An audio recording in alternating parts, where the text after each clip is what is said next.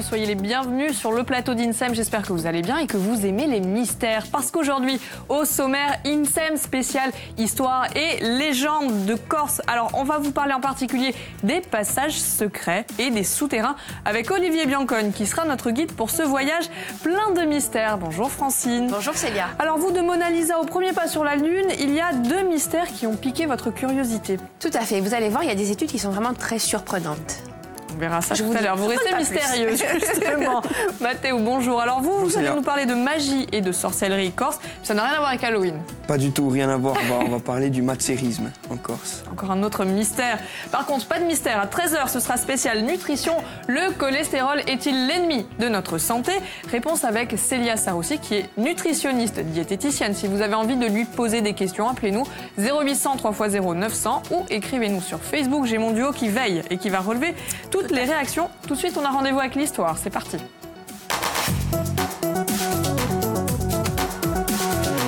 Bonjour Olivier, bienvenue. Bonjour Célia. Merci d'être avec nous. Alors on va rappeler Olivier Biancogne, historien, écrivain, journaliste, guide touristique et j'en passe.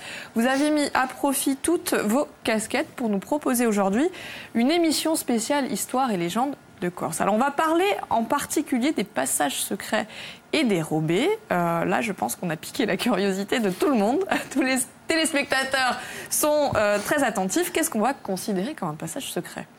Alors, les passages secrets, ce sont des espaces qui permettent souvent déjà de se cacher, hein, je dirais de se défendre et puis éventuellement de fuir, souvent. Hein, donc tout ça, ce sont des espaces en Corse qui vont servir principalement à ça. Dans notre cas, on peut imaginer des caches, des pièces pour mijoter un plan, une révolution. J'allais dire rien à voir avec les films d'agents secrets, mais finalement un peu quand même. Un petit peu, hein, un petit peu. Bon, c'est à une autre période. Alors d'où vient l'origine du passage secret ? Alors, c'est éventuellement, évidemment, plutôt tous les problèmes que les sociétés vont rencontrer, hein, donc les difficultés, les guerres, je dirais, les conflits, etc. Et en Corse, en l'occurrence, on est bien placé en la matière, puisqu'on a une histoire qui est extrêmement agitée, hein. On a toujours été rythmé par les conflits, des guerres de conquête, des rivalités politiques, des luttes de clans, des vendettes aussi, hein, quelque part. Donc il y avait différentes raisons de vouloir se protéger, se défendre ou s'enfuir, en effet. Et à ça, en plus, on pourrait ajouter un mal qui est très italien, c'est la jalousie. En l'occurrence, je ne comprends pas. En Corse, on est servi à ce niveau-là, donc on peut considérer même encore que c'est un fléau.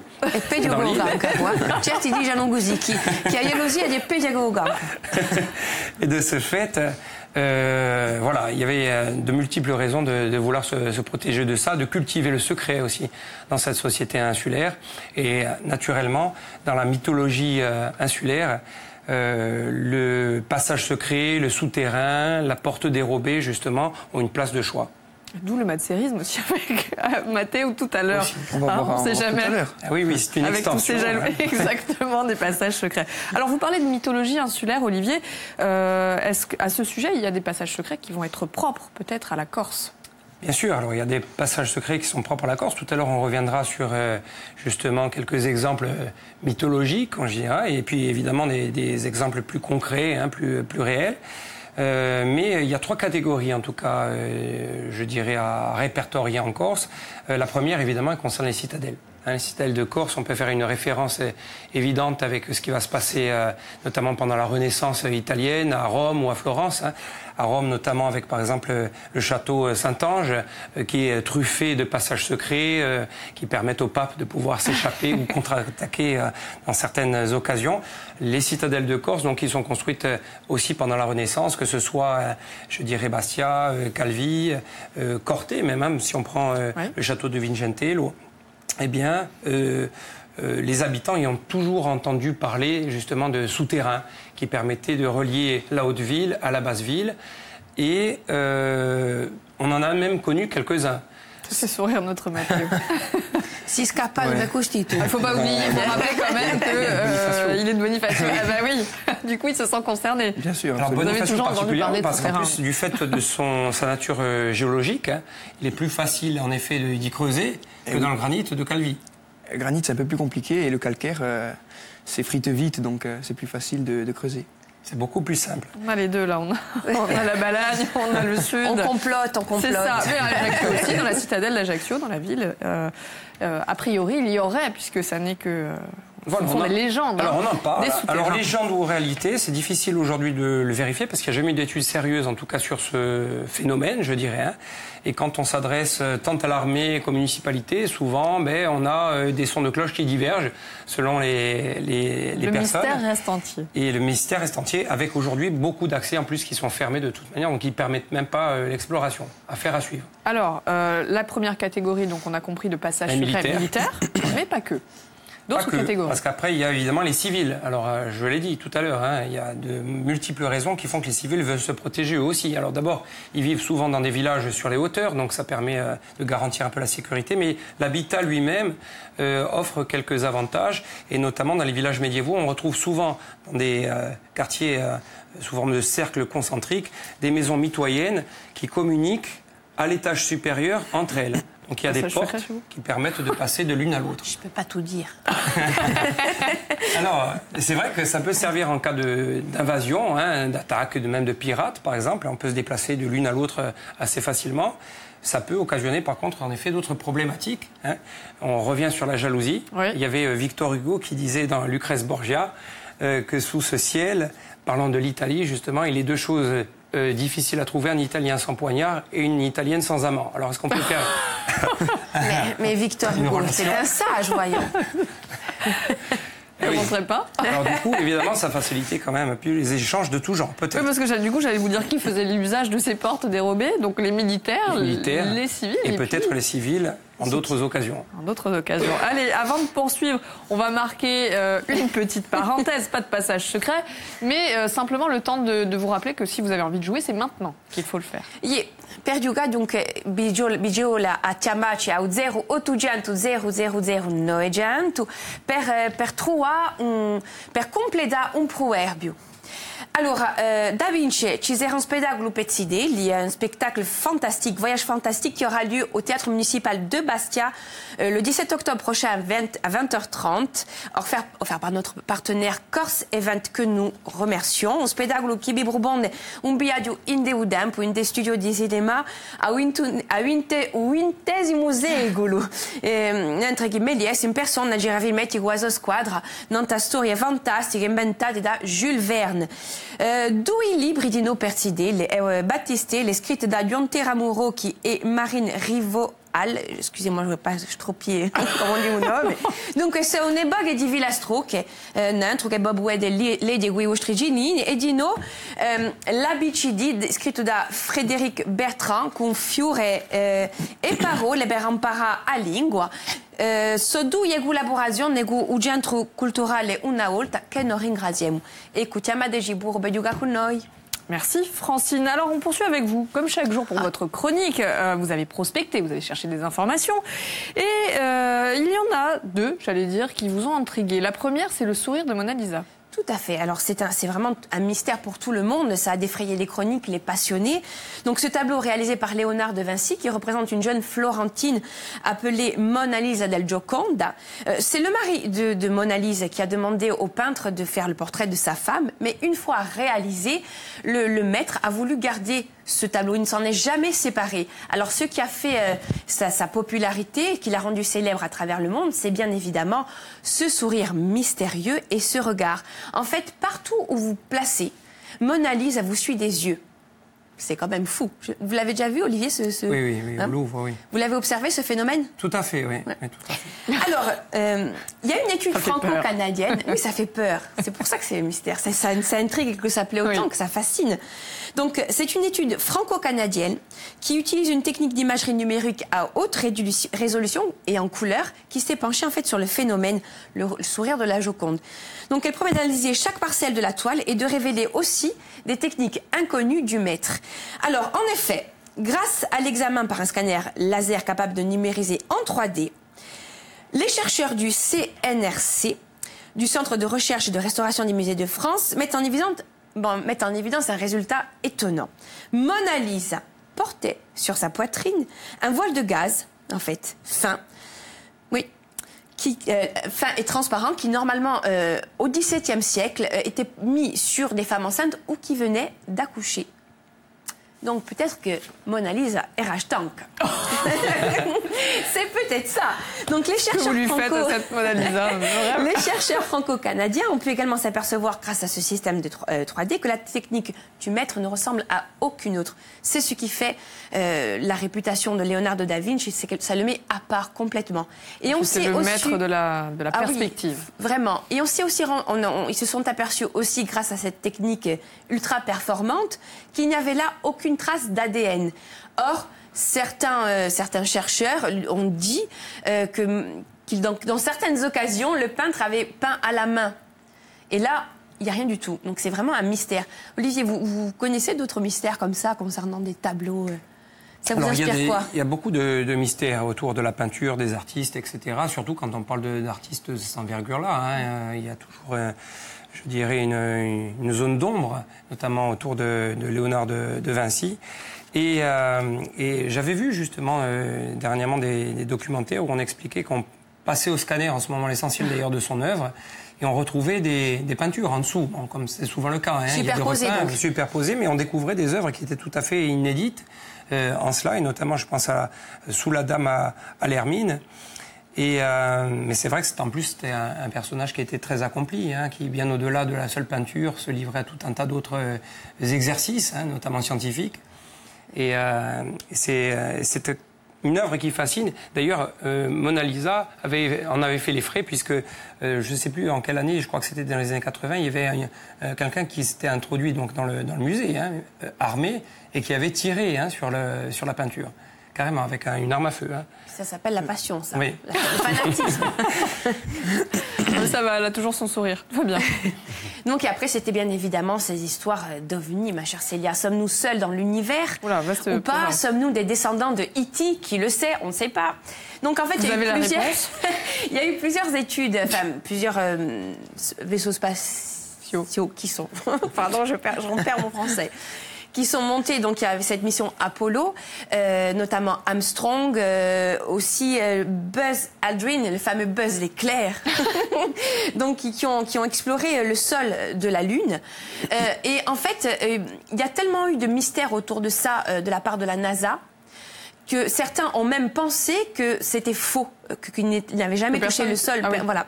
Et en fait, il y a dernièrement le gouvernement russe qui réouvre cette enquête parce qu'ils se sont rendus compte qu'il manquait plus de 40 films donc allant sur la Lune, faisant le tour de la Lune, partant de la Lune, manquant donc à ces recherches-là, parce qu'elles n'étaient pas politiquement acceptables et qu'il y a vraiment quelque chose qu'on veut nous cacher.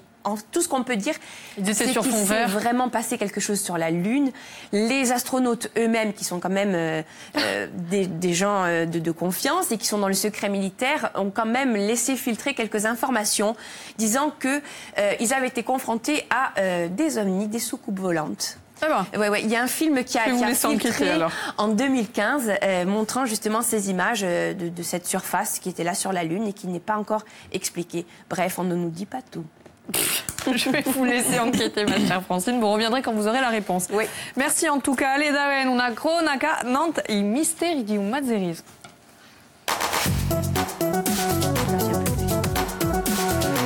Matteo, conosciamo l'occhio, ma sappiamo meno di dove un mazzerismo. Ie, Celia, allora, posto che noi siamo in un tema di miti e di Ligia, ne va giù da parlare di un mazzero. C'est le sorcier in francese, o di quel che sia, che di strano e di misterioso, che ha un potere supranatural di veda a morte di quel che sia, di maniera magica.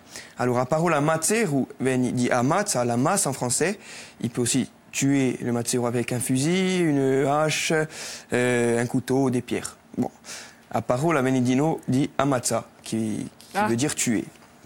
Donc, secondo la Rocco Multedo, autore di un libro, le mazzerisme e il sciamanismo corse, un mazzero di quel che sia chi vedi e chi senta ciò che l'altri un po' né veda né senta. Infatti si passa a notti, durante che un mazzero sognigia, laga usoletto, puntato da una forza supranaturale, panda in una campagna. Bon, in generale, vicino a un luogo di un mazzero, a ricerca di una bestia. E c'è una doppia personalità. sposto da retro a un arboro ad attomba o primo animale che passa. E salvatico o domestico può comprema e una volta che la bestia è morta gira la bestia non ta spino e veditando a faccia di l'uomo non ta un muso di animali e che un mazzero conosci dunque è assai tremendo da fare e a partasi di questo momento qui a sorti di l'uomo in idea faccia di animali a sorta di l'uomo beh un po' più fanuda, è condannato È l'eco e li ferma tra 3 giorni e un anno a campare. Ah super, alors come si diventa mazzeo? Come si diventa mazzero? Allora per diventare un mazzero ci vuole avere un dono psichico e non conosciamo mica l'origine di questo dono, si sa mica di dove viene. Grazie a un membro della famiglia, dunque si trasmette di generazione in generazione. E ci sono di noi, un affare un po' più strana, ci sono di noi battaglie tra i mandrachi, i mazzeri, quando non sono mica di stesso paesi, facciano una battaglia, non ta una cima, si passa il 31 di luglio, non ta una cima, dunque, e qui chi perde, la mortalità sarà forte, e qui chi vince, la mortalità sarà debole. Dunque, un mazzero, finalmente non è mica considerato come qualche sia di cattivo, ma piuttosto di malefico, di strano e di misterioso, perché lui tomba contro la sua volontà, ma ciò che gli accade agisce contro una forza qu'on peut mica soprana.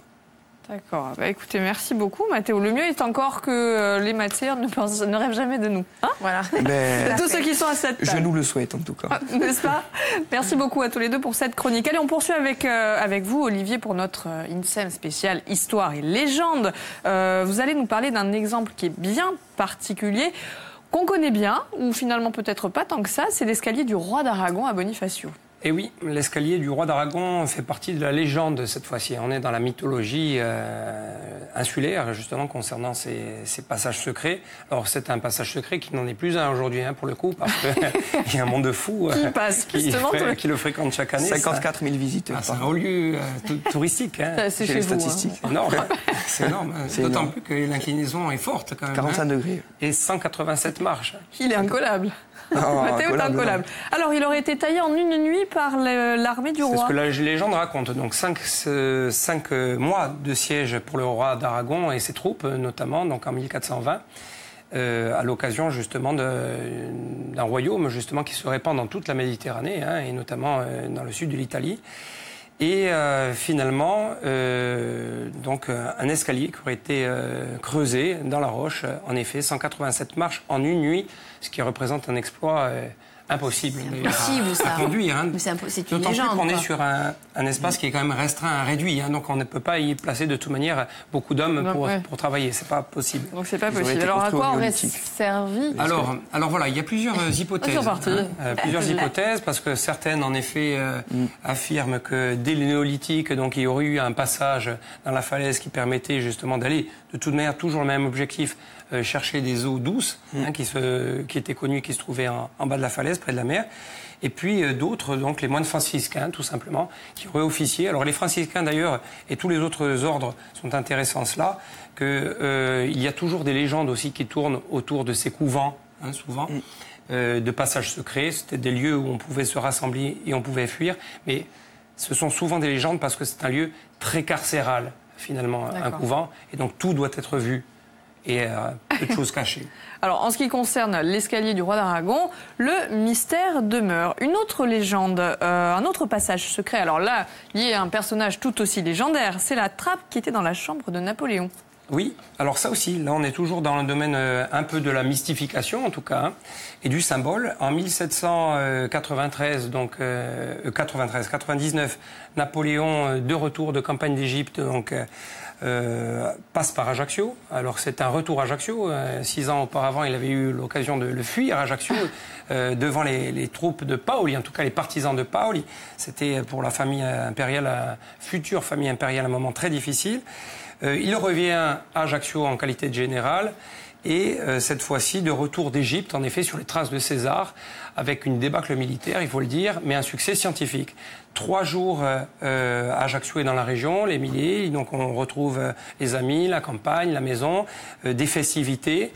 Et des festivités qui durent à tel point que Napoléon finit par quitter discrètement la maison d'Ajaccio par une petite trappe qui se situe dans une chambre et qui va lui permettre justement de regagner le port où l'attend une frégate pour des affaires plus sérieuses, peut-être des affaires nationales qui vont lui donner même son destin impérial. D'accord. Alors ça, c'est en effet la petite histoire qui raconte que finalement on ne se sert pas d'un souterrain, parce que ce n'en est pas vraiment un, c'est simplement une trappe qui permet de descendre à l'espace inférieur. Mais c'est le symbole aussi, c'est le symbole d'un homme finalement qui sait qu'il sera toujours peut-être le numéro 2 en Corse et qui abandonne par la petite porte une île trop étroite pour lui, un futur pour une empereur. destinée beaucoup plus grande. Alors les passages secrets ne le sont pas toujours tant que ça, et c'est le vicaire de Belgodère qui va l'apprendre à ses dépens. Et oui, alors là nous sommes en Balagne, cette fois-ci en 1663 à Belgodère, sur un éperon rocheux, un village médiéval qui domine donc une jolie région avec en effet des systèmes fortifiés et une famille qui règne, la Malaspine, depuis le XIIIe siècle et même quelques temps auparavant, mais dans un autre secteur. Ces Malaspines donc sont toujours aux administrations, à l'administration un petit peu de la commune, on va dire. Et le vicaire général, Anton Paolo Malaspina, a beaucoup d'ennemis parce qu'il fait preuve de beaucoup d'autorité apparemment dans l'accomplissement de sa mission. Et en plus, c'est le percepteur un petit peu des impôts, ce qui fait que il n'est pas très populaire. Alors, on raconte de lui aussi qu'il serait un petit peu don Juan sur les bords. Bref, il agace passablement les habitants du village. Et comme il se sait justement menacé, il assure ses déplacements. Et à l'occasion justement de ses sorties de château, chaque jour, il emprunte un souterrain qui lui permet justement de passer discrètement. Sauf que dans les villages, tout se sait, tout finit par se savoir. Ça malheureusement pour lui, oui, c'est ça. Ça n'a pas changé. Ça n'a pas changé. Ça n'a pas changé. Et malheureusement pour lui, un jour, ce sont ses ennemis qui l'attendent dans le souterrain cette fois-ci et qui vont sauvagement l'assassiner. Vous ne pouvez plus faire autrement. Oui. Donc il faut se méfier aussi quand même de temps en temps de ces fameux passages. De ces passages secrets qui ne le sont pas. Le temps nous manque un peu. On va poursuivre avec une autre légende que vous connaissez bien. Et là, pour le coup, c'était dans la chambre du dernier bandit d'honneur, Spade. Alors c'est surtout la chambre d'un de mes parents. Il n'était pas vraiment bandit lui, mais il les aimait bien.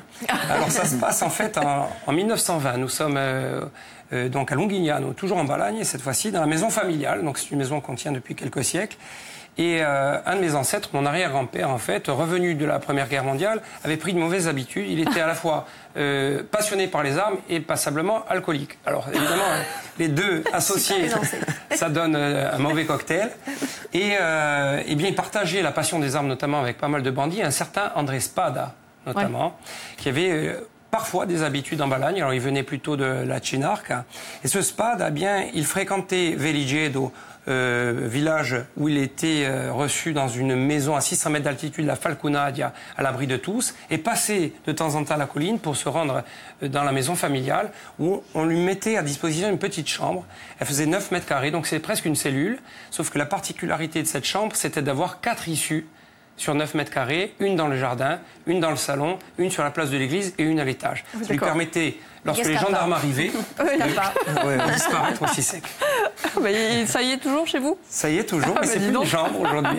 Vous louez la maison. On ne peut pas savoir ce que vous faites dans ce passage secret.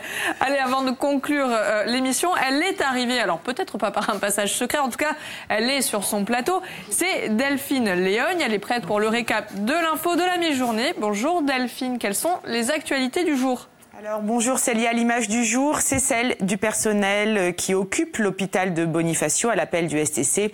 Ils réclament le départ de leur directeur en poste depuis 4 ans, qu'ils accusent de mauvaise gestion. Dans ce flash, nous relayerons aussi l'appel aux dons de l'association INSEM qui aide les malades et leurs familles contraints de se rendre sur le continent. L'opération s'appelle Un mois pour un toit et vise à recueillir 70 000 € grâce au crowdfunding pour l'achat d'un appartement à Marseille. Enfin, les élections territoriales. Le premier tour aura-t-il lieu le 3 décembre ou le 10 décembre? Nous saurons, grâce au reportage de Marie-Françoise Stéphanie, pourquoi nous ne connaissons pas encore les dates exactes de ce scrutin.